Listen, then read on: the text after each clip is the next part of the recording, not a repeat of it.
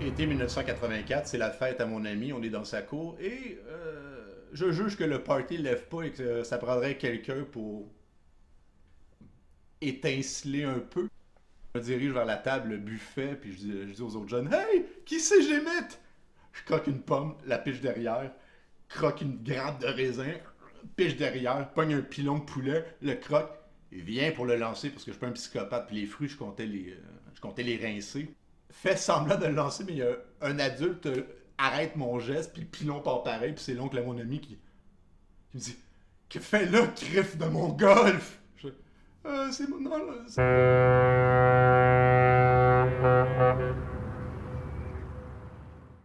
Aujourd'hui à Wow, ce gars-là a du temps, les dessins qui donnent faim. Hein? Me jette la première pierre, celui que j'ai jamais voulu fister un pot de miel et se lécher le mognon. La capsule aurait pu s'appeler la food porn de mon enfance, mais porn et enfance, c'était les dessins qui donnent faim. Comme, comme Jughead qui mange des hamburgers, comme le bonhomme qui mange des hamburgers dans Popeye, Garfield qui s'envoie des lasagnes, le Schtroumpf gourmand qui mange ses gâteaux à la sarsaparille.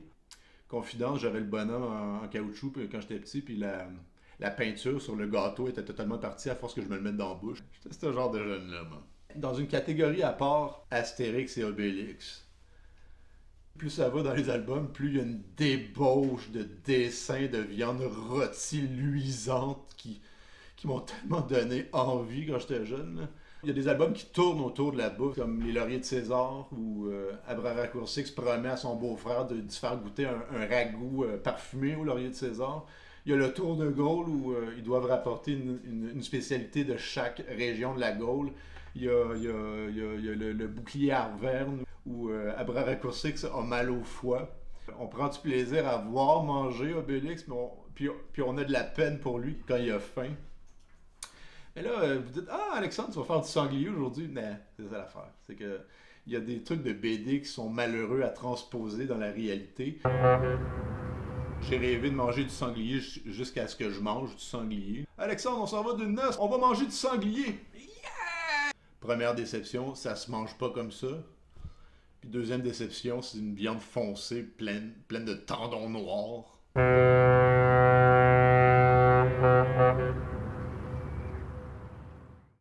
La recette aujourd'hui est tirée de Paul dans le métro. Paul, c'est Michel Rabagliati, l'auteur, qui raconte différents épisodes de sa vie à travers différentes BD. Moindrement que vous êtes fleur bleue, vous allez adorer Paul. Si vous avez pigé quelqu'un pour l'échange de cadeaux qui s'en vient à Noël et que vous jugez que cette personne-là n'est pas dans votre communauté d'esprit parce que fuck, le gars il écoute du Michel Rivard. Paul. Là, vous dites: moi, les dessins en noir et blanc, je trouve c'est poche. Je compare Paul aux écrans des dispatchers dans la matrice. L'œil non initié n'y voit qu'un défilement de trucs verts sur fond noir. Eux, les dispatchers, peuvent voir qu'est-ce qui se passe dans la matrice. Or, c'est ça, c'est. Paul, c'est immersif. C'est d'une finesse inouïe. Et donc, la recette que je vous propose aujourd'hui, c'est le risotto de la grand-mère à Paul.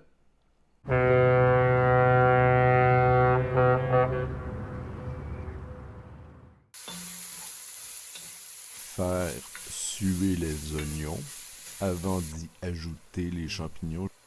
Je les ai zigoutés. Rajoute l'ail après. Mélangez-moi ça. La livre de viande hachée.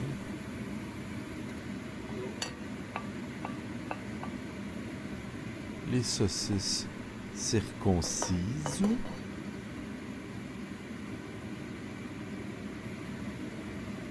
Thym le thym. Poivre.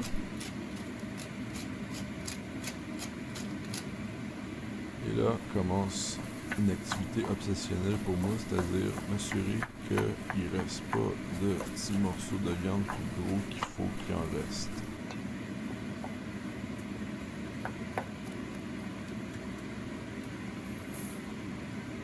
On brassouille. Versez le bouillon. vite, Seigneur!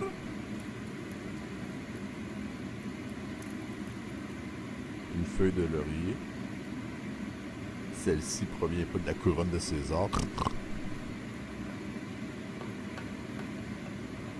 On laisse bouilloter ça pour que ça réduise. Lorsqu'il ne reste qu'une flaquette de gras, ajoutez une petite poignée d'emmental.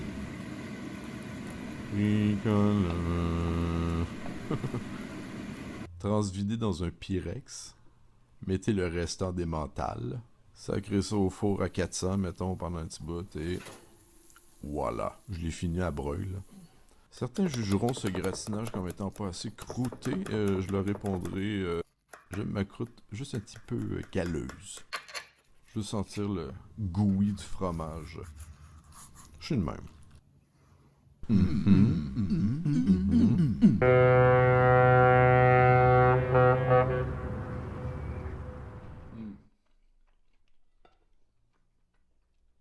Je fais souvent la recette, mais en remplaçant l'emmental par du cheddar fort parce que l'emmental est hors de prix, mais il y a vraiment une coche de plus quand on utilise du bon fromage suisse. Tout simplement divin. Et ce petit Saint-Émilion 95 ne fera rien pour empirer les choses. Capitaine Rosemont qui vous dit bon Paul.